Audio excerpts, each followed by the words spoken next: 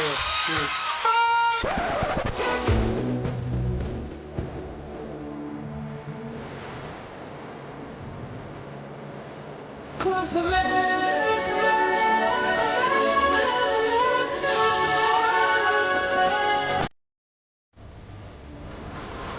and welcome back to another edition of SuperCoach Edge.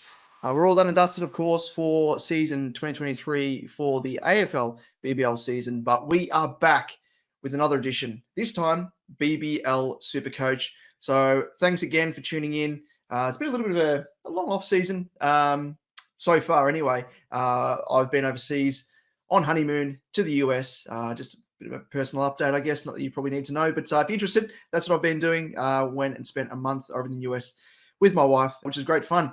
But we are back on deck, and I did see, whilst abroad, that BBL SuperCoach has, of course, dropped, is open, Team Builder is open, and I'm sure many of you out there who are keen super coaches for BBL have already started to sort of construct your lineup, and we'll be doing that today on this episode. Keep it juicy, I think, keep it fresh, because I know there's a lot of people out there comparing notes, comparing teams. First things first, we will have a little bit of a look at the fixture. I think that's probably the first thing on the agenda, just because of the fact that there's a lot of permutations, I think, with the way that the fixture is structured this season. Not only do we have, of course, the double game rounds, as we've seen in previous seasons, but for the first time ever, we actually have a triple game round. And it's coming in round one. So, of course, as I said, has massive permutations around how you structure your team and how many players that you select from certain teams heading into the season. So we'll be doing that, but we won't go into too much detail. I think we might reserve that for a follow-up episode. But, of course, it is important. So we will delve into that. First thing is first. I can't show you my history at the moment in terms of my performances in BBL SuperCoach as yet, because you need to select your team first and complete your team, I guess, and click on save. And then it pops up with a little button where you can check out your team history over the course of previous seasons. So we'll look at that at the end, but just to sort of give you a little bit of a insight into how I've performed. So I have finished inside or around about the top 500 in, well, pretty much most seasons dating back maybe the previous 4 or 5 seasons.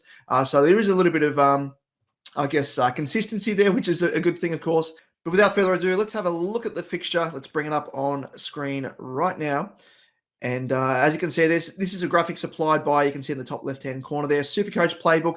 Give them a follow. Check them out. They do produce some awesome stuff across, heading into the BBL season, of course, but across the BBL season itself. A great resource. So check them out. And I really do love their little graphics that they create, which gives a nice little breakdown, as you can see here, when it comes to what teams have the double and what teams have the triple. But there's only one, of course, as you can see there in round one. So Brisbane Heat, they are the team to look at first and foremost when you're constructing your lineup. They have 3 games in round one, but it looks juicy from the outset. But let's delve a little bit deeper. There's going to be 3 games, obviously, within a short time span, and due to that, there's going to be some players that will be rested, you'd think. Probably more so on the bowler side of things compared to the batsmen, because bowlers obviously running in and bowling 4 overs a game does have a bit of stress on the body. So you'd think there may be 1 or 2, maybe a little bit more players that are, in line for playing 2 games, maybe not 3. So we have to keep that in mind, of course. Batsmen less so. Less stress on the body, obviously standing at the crease, running between the wickets. But we can delve into that when we go through my team selections.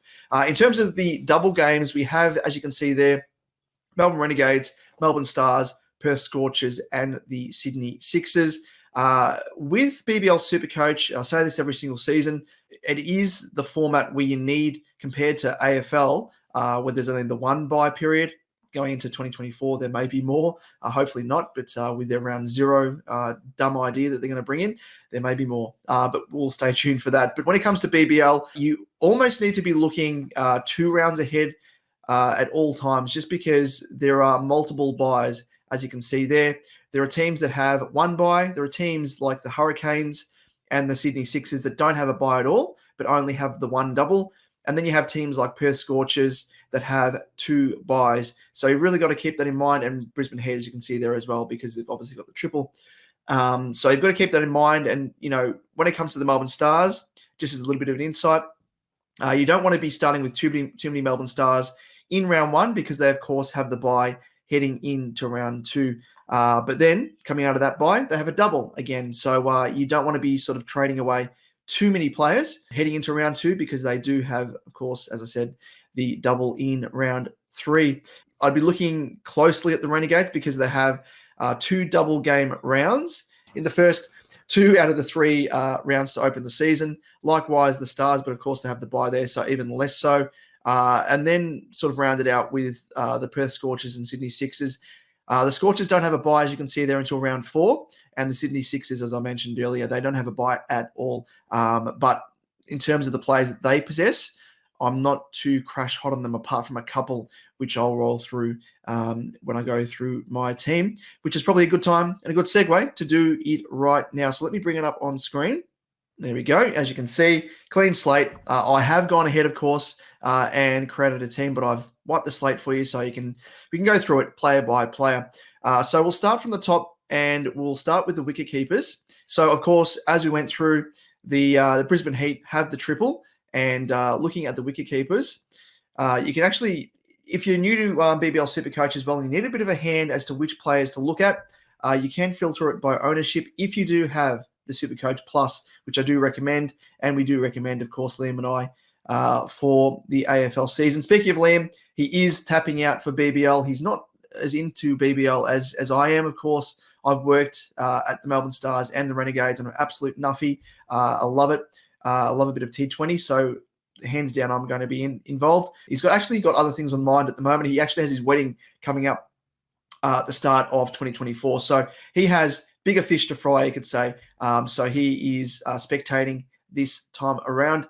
But yes, let's get back into it. So with the wicket keepers, in terms of ownership, as you can see there, Philippe, McDermott, Quinton de Kock, big name, of course, international star, and then filtering down, as you can see there, with the ownership. But there is one guy that stands out here, and I spoke of it in terms of the Brisbane Heat, and it is Sam Billings. He's actually the cheapest that he's been in 6 seasons, believe it or not.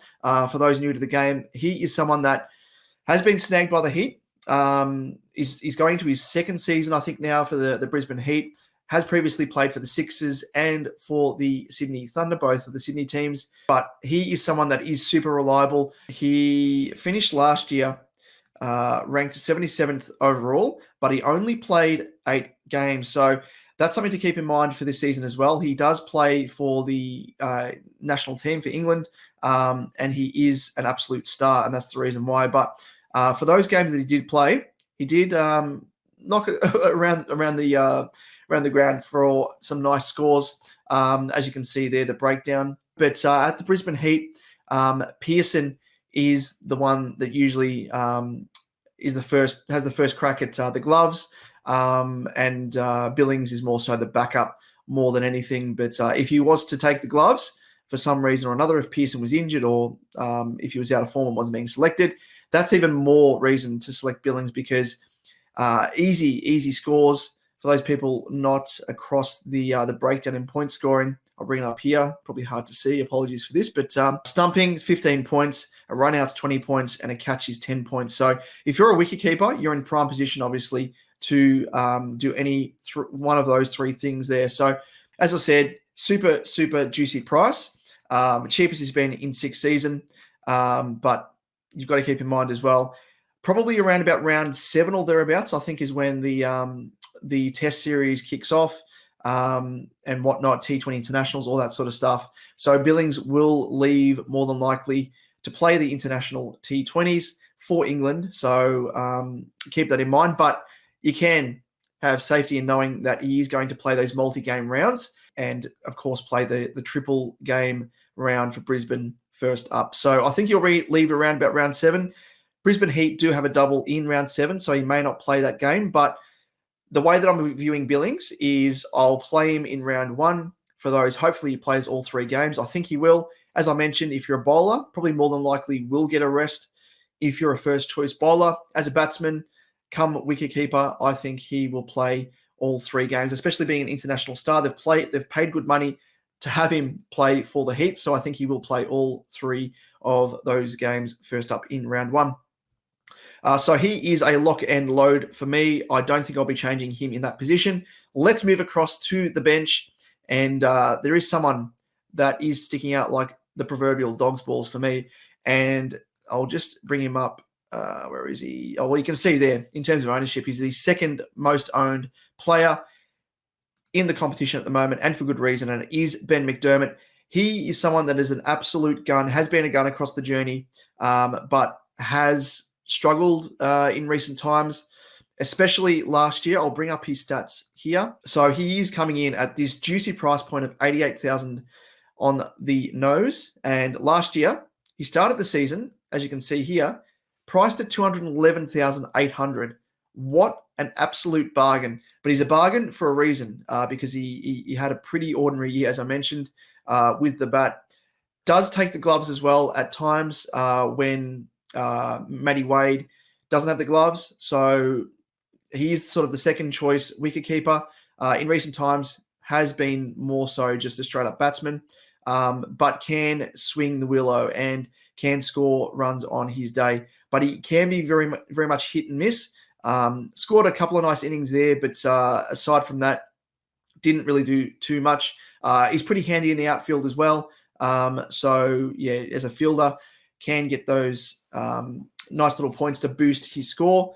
But in previous seasons, let me just go back to 2021-2022 season, and he was the second highest SuperCoach scorer of that season.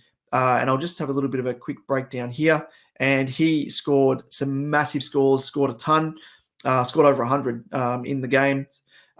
So, yeah, he is someone that has historically been reliable to an extent. But, yeah, he's been thereabouts and been a pretty good scorer across the journey. But at $88,000, he comes in at one of the biggest bargains of the season, if not the biggest bargain, outside of a couple of players that I'll get into, namely someone by the name of Maxwell, who's just coming off a double century against Afghanistan in the World Cup.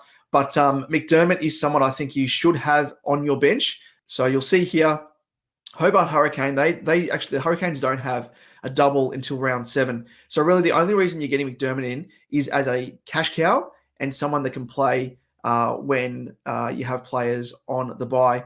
Aside from that, he is also someone that is a DPP player. So he's a batsman wicketkeeper, is handy to swing with someone that you have in your batsman area who could be a bat wicketkeeper. And there is someone I have in mind who I'll get into very, very shortly. But go for McDermott, super cheap. Everyone's going to have him. He's going to make a bulk of cash. And he's been around the traps for years on end.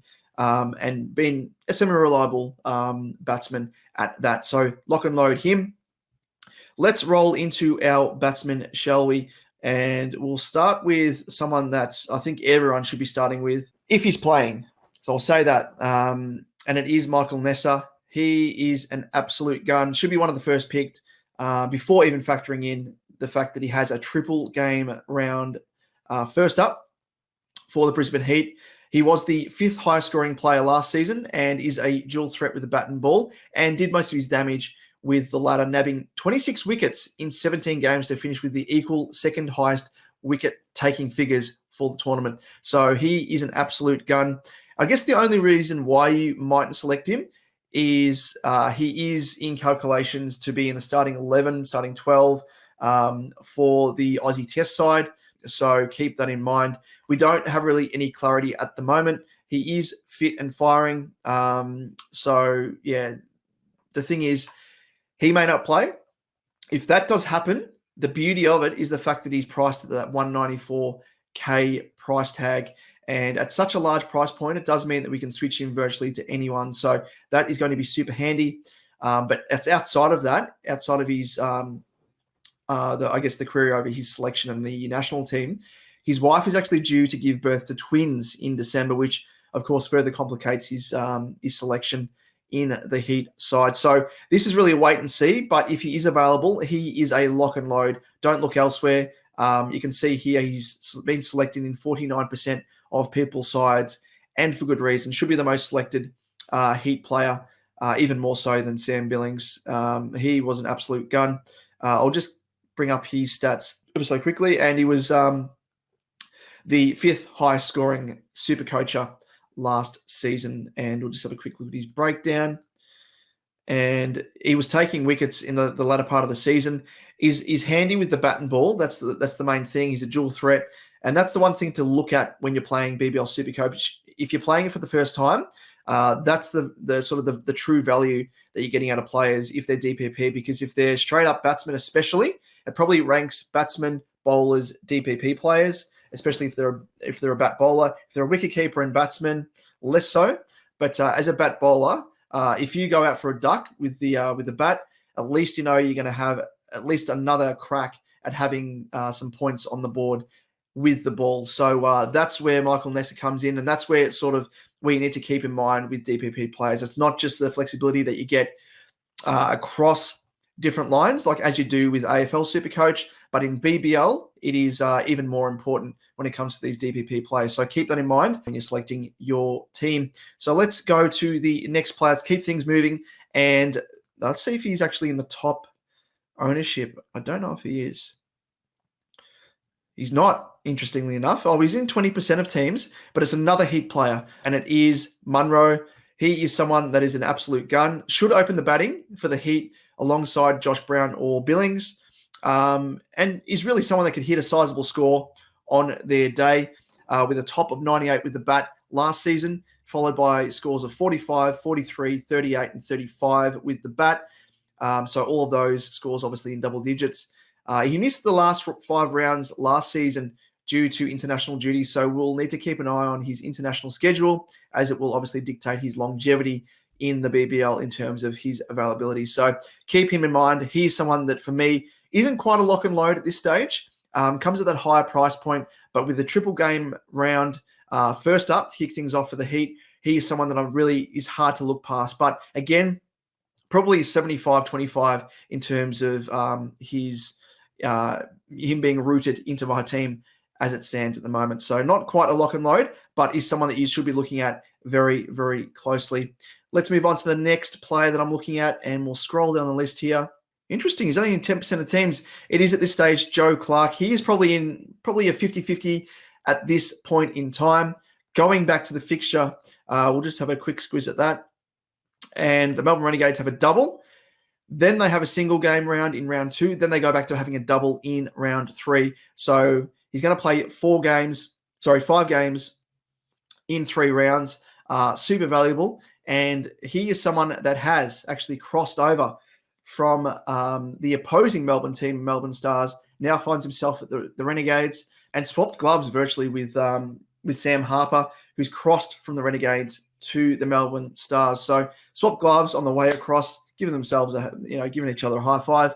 But the main thing with Clark is he's very, very handy with the bat. Let me just switch across to this other window. We'll bring up his stats. He actually finished.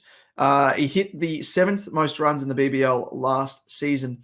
So he is someone that can whack a ball. It just probably is a matter of where he fits into the batting lineup. I think he will probably take Sam Harper's role. Could be an opener. Could come in maybe 3rd, 4th in the batting lineup. But we'll wait and see with that. We'll just have a look at last year's stats. Actually, I don't have them. That's weird. I think there's a bit of a glitch there. Rest assured, he has played in the BBL before. Obviously, as I said, he played for the Stars last year and the season prior to that as well. So he is someone to look at very, very closely. And for me, he's 50-50 chance in my team at this stage. Now comes the juicy part, and it is a play here that I think every single SuperCoacher should have in their team. I spoke of him earlier. He probably arguably hit the best knock in a T20 international game ever.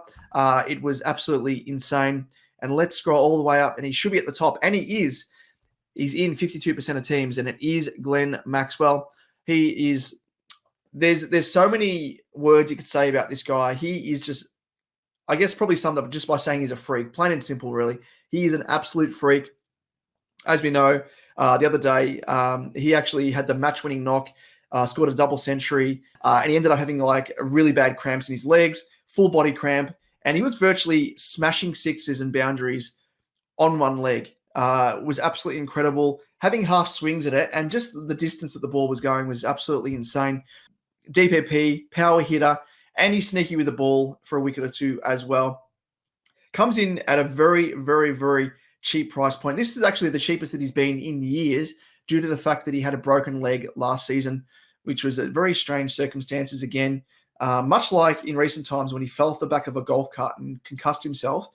Really makes me wonder what sports and athletes do, really. They just do some dumb shit. But last year, he broke his leg at a party.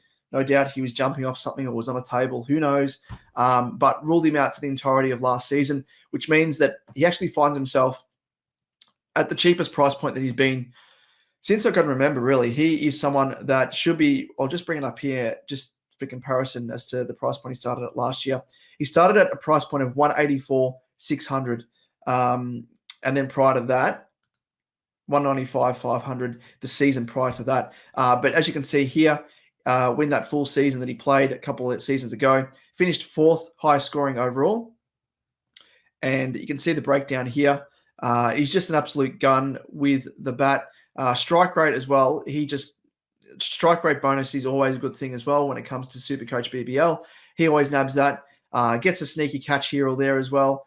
And is pretty handy with the ball. Dot balls, wickets, just really does really nicely to pad his stats on a given day. So he is someone that should be a lock and load, hands down. Don't overthink things. Don't be cute. Don't think you're going to anti-pot him just because the entire competition is going to go for Maxwell. Go for him. Lock him in. He's an absolute gun. So don't think twice about him. He speaks for himself. So let's move on to the next one. And it is a player that I'm kind of looking at. I'm not certain that I'm going to be selecting at this point in time, but he comes in, as you can see there, the second highest owned player. There's a couple of reasons why I'm selecting him, and it is Josh Philippe. He does take the gloves, by the way, for the Sixers. So nice little way to build a bit of a stat line for him with catches, stumpings, all that sort of stuff. But he's kind of like a boom or bust player at times. Last year, he was more bust than boom, and that sees his starting price at an 80K odd discount on his starting price the season prior. He finishes the 6th, 3rd, and 9th highest scorer in SuperCoach in the 3 seasons prior to last year, so he does present extreme value. So as you can see there, pretty reliable over the course of his time in the BBL, finishing 6th, 3rd, and 9th highest scorer. And as I mentioned, his DPP is extremely handy, also for flexibility, both in terms of cover, but also when thinking about trading out Billings for the Heats buy in round 3, which is what my tactic's going to be with how I use Billings. I think many other people will be doing likewise as well. It means that I can swing Philippe into the wicket-keeping slot and then trade Billings to either a batsman, or if I even have a dual position in the bowlers, and swing a bowler into the batsman area, I can then trade Billings to a bowler. So I'll just bring up the fixture here just to sort of give you an idea of what I'm talking about. So the Sixers, they do have the double first up, obviously. That's the other part of the reason to look at Philippe, but that's the only double they have for the rest of the season, but they don't have a bye. So that's where Philippe is super handy in terms of the coverage side of things as well. But when it comes to Billings and my use of him, I think I'll be trading him in round 2 to an Adelaide striker player, most likely a Matt Short or Khan, who's one of the best spin bowlers arguably in the BBL and has been over for a number of seasons. So those are 2 players I'm looking at, and they're at that sort of similar price point to Billings. Actually, scrub that. They're a little bit more expensive than Billings. So hopefully I can swing some other moves, create some cash, and then trade Billings to one of those 2 guys. Let me just bring up this window again. So Khan is 132,800. So I'd need to find another 16K roughly.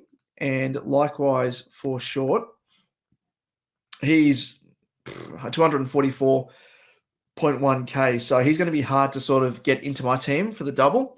But like I said, I'd need to trade someone out of high value. Say I'd need to trade like a Nessa or a Munro or someone to really loosen up some coin to bring in either of those two guys. But again, goes back to that point I was making earlier. You've got to think a week, 2 weeks in advance as to which teams have the bye coming up, which teams have the double coming up, and really formulate your trades ahead of time around the schedule. So that's sort of the value of Philippe. Getting back to his point, so I'd be looking to potentially start him, and it allows me flexibility when it comes to trading out Billings. Let's move on to the next player that I'm looking at, and it's, of course, on the bench. So I'm going to be looking at cheaper players here. Let's see. And again, people have the same mindset as me. Darcy Short. So he comes in priced at 67.5K, recruited from the Hurricanes. And he's going to prove a great combo alongside that man I just spoke of, his namesake, in Matt Short as the opener, one of the two openers.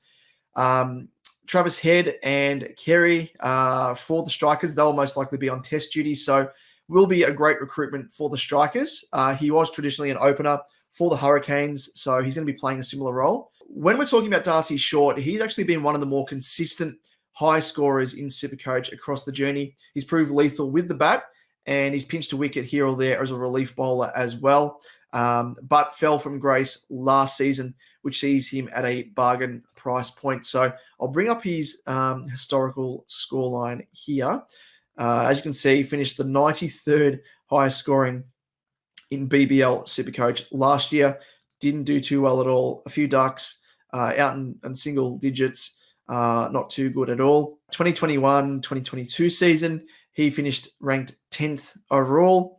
Had some nice knocks, good catches as well. He's handy out in the field. And as you can see there, can take a handy wicket or two. Thing is with him, I don't know if he's going to be, he could potentially, I reckon he might bowl maybe an odd over or two, depending on the bowlers that the strikers go into a game with. Probably similar role, having said that, to the Hurricanes, where he's not a first choice bowler, may bowl at the death, may bowl power play, that sort of thing. So that's sort of the other thing to keep in mind with Darcy Short. As you can see here as well, the 2020 and 2021 season, he finished 6th highest score overall. So back in the day, he has been pretty reliable. So, and then 16th the season prior to that. Let's see, keep going. And he was the first highest scorer back in 2018, 2019. So, yeah, he is someone historically. He's had an off season. It's meant that his starting price is super cheap this season. And as you can see there, his starting price last year, for comparison, was 148.2K. So what's that, 81K or thereabouts roughly, cheaper compared to last season. So he's someone I think everyone should have in their team, purely just for a cash cow purposes. Going back to the fixture analysis, and of course, Adelaide, they have the double in round 2. So he's going to be someone that's going to be handy to bring on field off your bench in round 2. So keep that in mind. Let's keep moving things along here to the other player I'm thinking of starting on my bench. This is probably the one area in my team where I'm uncertain as to who I put on the bench here. I am thinking at this stage someone cheap, of course, someone that could be a cash cow. So at this stage, I'm thinking of Jake Fraser McGurk, the Rooster. So Renegades, as we've spoken about, they've got the double in round 1 and round 3. With McGurk, it's hard to say whether or not he's going to be their starting team. Didn't play every single game last year, but yeah, rookie price. He's probably one of the better young fielders in the game as well. He's taken a couple of classic catches over the journey. Only played 6th round last year in limited opportunity. And as I said, the Gades, they have that double first up and then the double in round 3. So it should be a nice cash cow and build some early cash if opportunity presents. I'll have to look at the Gades lineup a little bit closer to see where he fits in their lineup. They've got quite a few recruitments in terms of both with bat and ball. Quinton de Kock, as you can see there, he's the biggest recruit for them. Just scroll down the list to be able to see him here. Actually, let me filter this, probably easier. Alrighty, so yeah, you can see there, de Kock, he should play starting team. Sutherland should play. Joe Clark should play. Finchy, of course. Madison, the captain, Sean Marsh, if he's fit, 100%. John Wells, he's handy with the bat, but more sort of lower order as sort of that anchor. And Mackenzie Harvey only played the 3 games last year. So there's a fair few players ahead of him when it comes to thinking about starting or batsmen for the Renegades. That's before even factoring in bowlers and stuff as well that make up the Renegades lineup, and they have quite a few recruits, namely Siddle, Zampa, and a few others. So for me at this stage, I'm uncertain about Fraser McGurk. If he's selected in round 1, given that they have the double first up, again, there's no guarantee that he's going to play both games in the double game round. But at that price point, rookie price, you've got to be looking at him, I think. So let's have a look at the next player, and let's move across to the bowlers section. So we started off with a big dog when it comes to the bowlers. And it's someone that I've started in my team pretty much every year.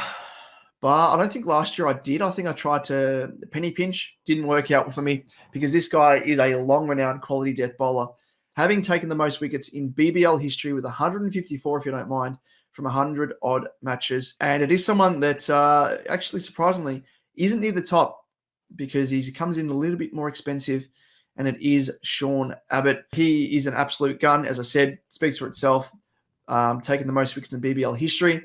And if you don't mind, topped the tally for most wickets last season with 29 from 15 games.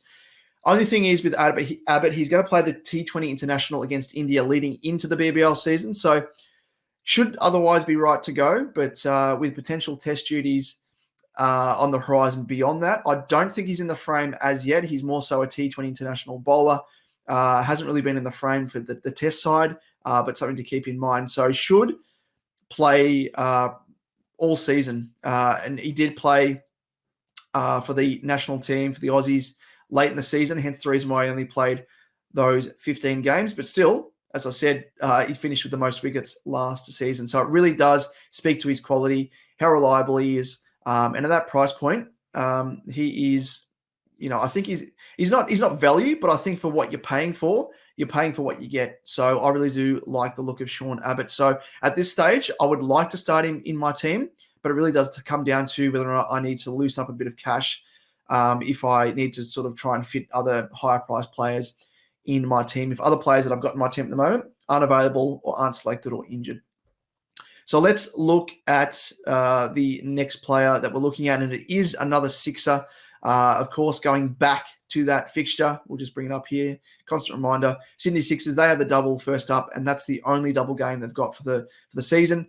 I do like the fact that if you're going for someone like an Abbott, just going back to him, is you're getting reliability, you're getting someone that's going to score well week in, week out, and he is pretty handy with the bat as well at the lower order, so can whack a ball if need be. So he is someone that I really like. In a similar mold to Abbott is another guy from the Sixers. Let me just swing back across. I'm just going between tabs. Apologies here through StreamYard recording this. Hopefully you can see this, of course.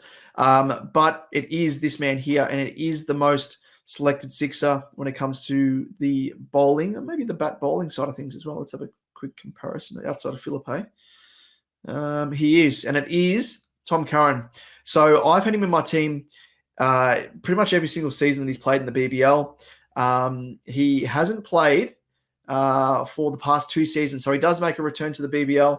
He was struggling with back issues, which hindered him at stages, and he's currently recovering from a knee injury. So that's something to monitor heading into this season. I think it was around about the draft. I think it was a BBL draft. He hurt his knee, was pulled out of one of the tournaments that he had signed up for, and hasn't played at any level as yet, just rehabbing that knee. So I don't know the extent.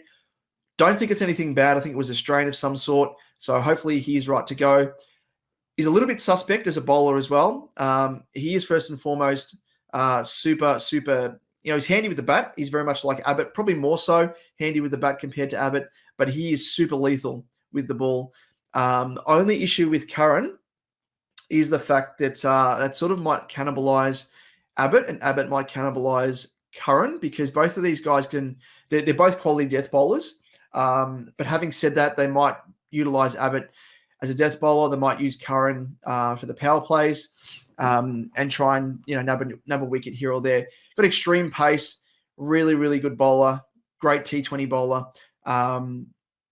DPP, as I said, super lethal with the bat at the tail end, and probably can be pushed up the order if need be, given his prowess. So if they need to get some quick runs, he can be pushed up the order, which has happened in the past. Has a double game week to start as well, like Abbott, obviously, for the Sixers. And in terms of what his ability is in BBL SuperCoach side of things, he's averaged 71.5 in the 2018-2019 season and a 73 in the 2019-2020 season. So let me just see how that ranks. Let me just remind myself here. So he's fifth overall, highest scorer, 2018-2019. And then 2019-2020, he was sixth highest scorer overall. So he is someone that is a super price as well. Came in priced at 210 back in 2019 when he last played a full season. So yeah, he played the 4 games, should say. He played the 4 games 2021-2022 season, and that's when he got injured. And yeah, was spewing because he scored 140 first up. As you can see there, handy with the bat. Ended up getting, 4 wickets, and then a wicket the subsequent round, and then got injured. But he's someone that I would love to start in my team. High price point, that's the only other thing to keep in mind. It may eat up some valuable coin that you need to use and spread out across the rest of your team. Let's move on to the next player that we're looking at, and it is someone that plays for the Scorchers. Let's see where he comes in. There he is. He's the 20th highest owned at the moment. Another DPP player. And that's the other thing with Curran as well, is a DPP player. Super handy. You can swing with, a Maxwell, Nessa and the like. So, again, another tick alongside Tom Curran there. But likewise can be said for, Aaron Hardy, bat bowler. This bloke, he had a scintillating season last year. He topped the tally last season as the highest run scorer, finished as the 8th highest scorer overall in SuperCoach in what can really be described as a flawless season with the Willow. I'll just bring up his stats here. As you can see there, 8th highest scorer overall. And I'll just have the breakdown up here on screen. Bats in the top 3 in the order as well. And his high watermark last season came with a 90 against the Hurricanes, where he was just absolutely unstoppable. Best yet with Hardy is he is more than capable with the ball when called upon.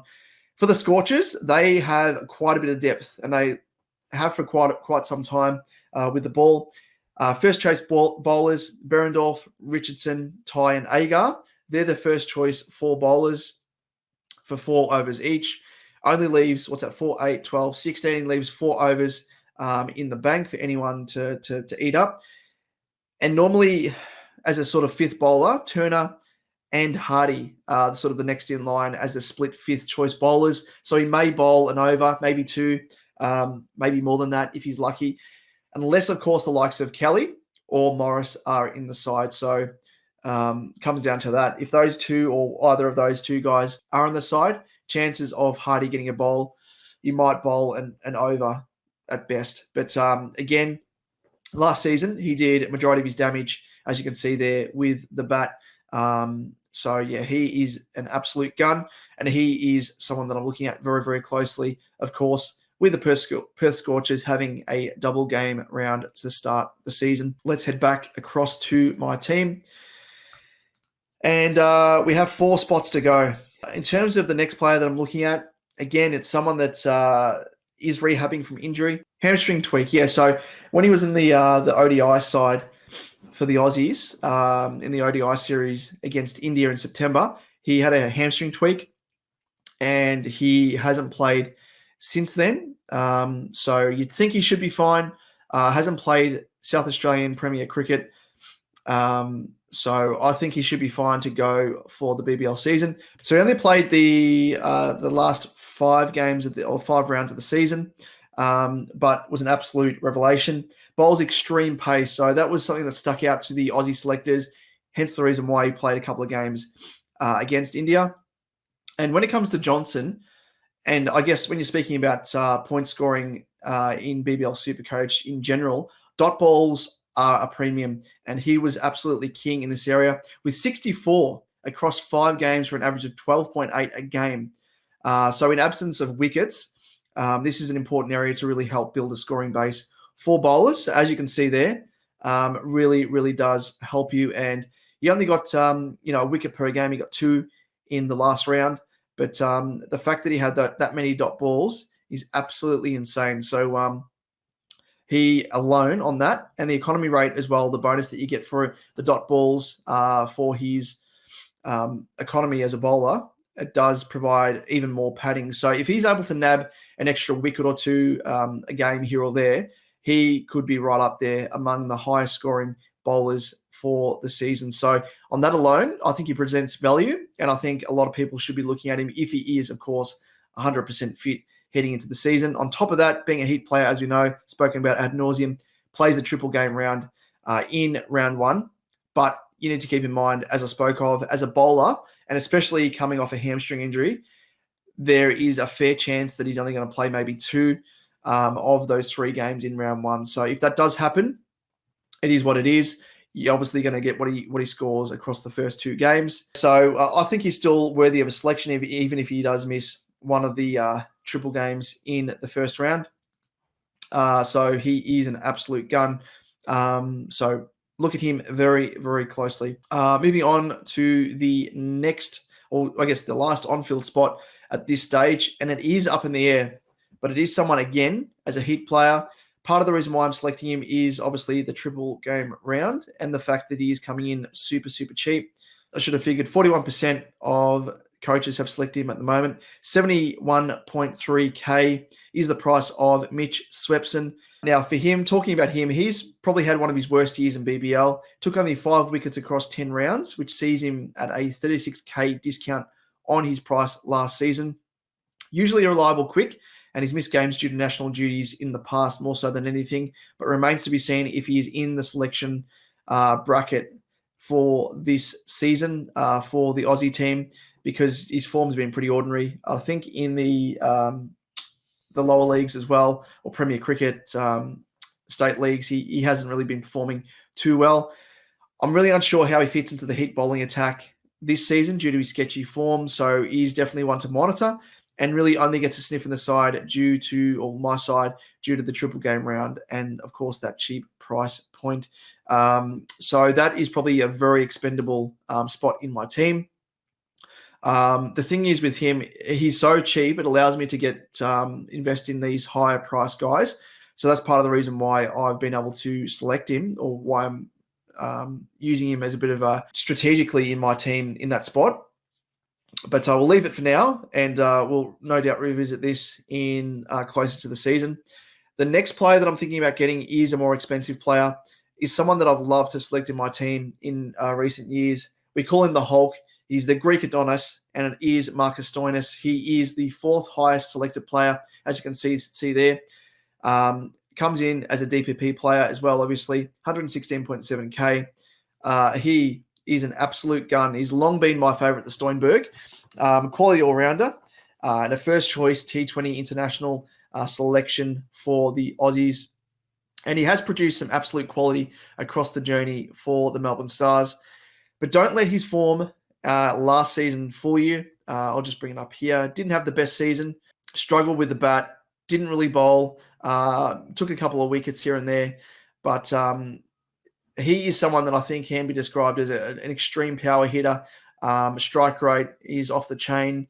Can knock up a sizable total across the journey. Was very much hit or miss last season. But he's been very reliable across the journey, to the point where he was actually the 2nd highest SuperCoach scorer in the 2018-2019 season and the 2019-2020 season. So back-to-back, he is someone that is an absolute gun. Has long teased us with his bowling prowess, which has largely been kept under wraps in recent seasons due to various bowling-related niggles, but could find this arsenal being unleashed this season. So that's something to keep in mind with Stoinis. Has been bowling in the World Cup as well for the Aussies, so could find himself potentially, having an over or 2 here to really, as a more so a relief bowler, I think. So he's someone that I'm keen on. The DPP obviously helps as well. And then looking, of course, at the fixture for the Melbourne Stars, they play the double first up, then they have the bye, and then the double in round 3. So the one thing to, I guess, something that you could do, and I think I'd recommend doing. Even though he's got the buy in round 2, I'd bench him, maybe use him as a loophole option, and then bring him on field for the double in round 3. I definitely wouldn't be starting him or selecting him in your starting team, only to then trade him out in round 2, because then you'd need him back for the double in round 3. So strategically, he is someone that I'm looking at for round 3. So again, as I said, you're not just looking a round ahead, you're looking 2 rounds ahead. So he is someone that I'm going to be using as a lock and load for round 3. So let's finish things off with the last spot in my team. Again, up in the air, someone that I'm looking at that's pretty cheap for what they could produce, and it is Peter Siddle, the old man. Been around the traps, been around the BBL for quite some time, and he's actually taken the 11th most wickets in BBL history, believe it or not, and would normally be a walk-up selection at this discounted price as a death bowler. So easy wickets with the role that he'd normally play. However, he no longer is assured of a solid spot after crossing from the Strikers to now find himself at the Renegades. And just talking in terms of the depth of the Renegades and their bowling attack, they've got Richardson, they've got Rogers, they've got Sutherland, all ahead of him as pace options at the Gades. So could struggle for full overs and arguably won't have the same death over role that he had when he was at the Strikers. So keep that in mind with Siddle. That's the catchphrase for this video, but it really is. There's so much to keep in mind. And when it comes to Siddle, he's not a walk-up start and he's not a certainty. So I don't even know if he's going to be playing and going to be a certain starter for the Renegades. Could find himself more as a relief bowler in terms of what overs he could be given for the games that he does play. So probably look at him in that mold more so than anything. Not going to be in the starting bowlers, but will be no doubt used as a relief bowler. So combine all those factors with his age, and you would think that he comes in that role as a relief bowler when the frontliners are due for a rest. So he is super cheap, but to summarize, his role is up in the air. So he's not a certain starter in my team. But again, at that lower price point, does allow me to go for the likes of a Munro, Nessa, Abbott, Curran, Hardy, all these sort of players. So if I do need to find more coin to trade Siddle up to another more reliable player, I may have to sacrifice any of those aforementioned players that I just spoke of. So that's virtually my team. So let's lock it in, lock and load. Leaves me with 9.5K in the kit. Not ideal, because I do like to have a little bit more money in the bank, especially looking ahead to round 2 when it comes to trades. But that's the way things shape up at the moment. The other thing to look at potentially is having someone that's going to be a non-playing player, which will allow you to, I guess, loop on a player off the bench, loop on a player score off the bench. So it could work for Stoinis potentially. So Stoin has the double game round 1. If he has an absolute blinder, I could potentially trade Siddle to a non-playing player, ideally a DPP non-playing player, so I can switch it with someone else and provide a bit of flexibility. And then take off, say, a Swepson or someone, but he's playing in rounds. Yeah, I'd have to maybe switch Swepson to someone else, so it's not a player that's playing first up. So yeah, that's kind of my thinking. That's the way that my team's shaped up at the moment. So yeah, hopefully that gives you a little bit more insight into my thinking, a bit more comprehensive. Was only thinking about going briefly across my team, but I thought I'd extend it a little bit more for those people that were keen on a bit more of an explanation for the players that I've selected. Means, for subsequent videos that I may do, we'll kind of keep it brief. So let's round things off by looking at my history, as I mentioned from the top, of where I've ranked in previous seasons. So last year I was ranked 671st overall. And the beauty of BBL SuperCoach, for those people that haven't played it before, is you have virtually unlimited trades. So you're not capped on the number of trades that you have. So it's not like AFL SuperCoach, where that strategy side of things, where you've got to be probably a little bit more conservative and strategic with how you use your trades. When it comes to BBL SuperCoach, you are encouraged to use trades. So that's the other fun part of it, like AFL Fantasy, where you just can trade to your heart's content. The season prior to that, so the 2021-22 season, I finished 500th on the dot. And then prior to that, 337 in 2020 and 2021. Going way back here, 729 in 2019, 2020, 2018, 2019 wasn't the best. We're still inside the top 1,000, but 932 and 563 is the latest in the 2016 and 2017 season. So hopefully I can go a little bit better than the 671 that I had last year. But yeah, we'll see how we go. That's the fun of it. I will be, of course, just to summarize, doing some more videos. If there's demand for it, let us know in the comment section below. If you have any questions, of course, as well with regards to my team, players that I've selected, reasoning, if you need me to sort of delve a little bit further into any given player, or if there's any players that you have any questions about, feel free to leave them in the comment section below. And likewise as well, if there's anything that you'd love me to look at in a little bit more detail in subsequent episodes, let me know. Always happy to do that as well. But give us a like, give us a subscribe as well if you've liked what you've seen. And of course, as I said, join in the discussion below. Always love to give help where I can. And we'll catch you same time, same place. We'll see you next time. Cheers.